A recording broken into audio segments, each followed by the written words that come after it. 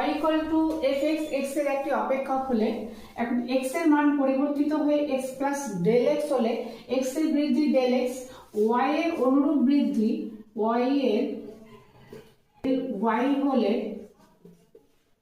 আমরা কি লিখতে পারবো y plus del y plus del y equal to fx plus del x, তাই না? তাহলে ডেল y ইকুয়াল টু কত হলো? অর্থাৎ del y equal to fx plus del x minus y এদিকে হলে মাইনাস y হলো, কিন্তু y ইকুয়াল টু কত? fx, তাহলে ডেল y ইকুয়াল টু হয়ে গেল fx plus del x minus fx। এখন del y by del x, এই y বাই ডেল x এই অনুপাতটিকে বলা হয় y এর গড় পরিবর্তনের হার। Del y by del x is equal to fx plus del x minus fx by del x। এই যে অনুপাতটা, এই অনুপাতটাকে বলা হয় y এর গড় পরিবর্তনের হার।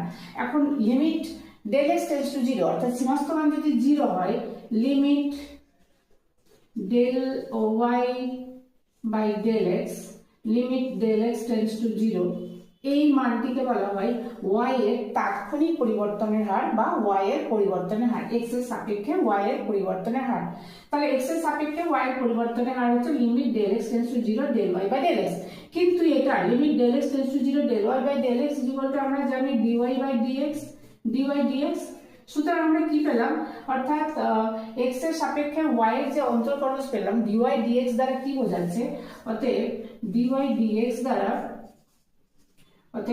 dx দ্বারা কি বোঝানো হচ্ছে? y এর পরিবর্তনের হার দ্বারা x এর সাপেক্ষে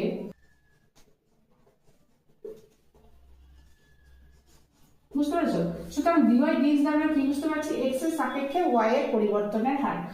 তাহলে আমরা যদি x এর সময়ের সাপেক্ষে অর্থাৎ t এর সাপেক্ষে বলি dx dt, তাহলে কি বোঝাবে? সুতরাং dx dt দ্বারা t সময়ে t এর সাপেক্ষে x এর পরিবর্তনের হার বা t সময়ে কণার বেগ v প্রকাশিত হবে।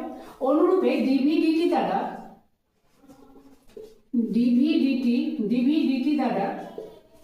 কি হবে? t সময়ে v এর পরিবর্তনের হার অর্থাৎ কণার ত্বরণ প্রকাশিত হবে।